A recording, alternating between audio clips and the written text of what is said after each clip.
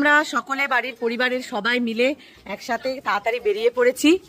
এখন যাব, চলো একটা জায়গায়। আস্তে আস্তে যেতে যেতে তোমাদের বলবো যে আমরা সব কোথায় যাচ্ছি। দুটো টোটো করা হয়েছে, একটা আর ওই একটা। তো কোথায় যাচ্ছি অবশ্যই তোমাদের দেখাবো। তো আমার পুরো ভিডিওটা কন্টিনিউ দেখতে থাকো। আজকে অনেক জায়গায় ঘুরবো।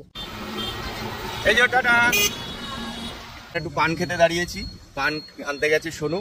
আর এই যে সব হনুমানের দল বসে আছে।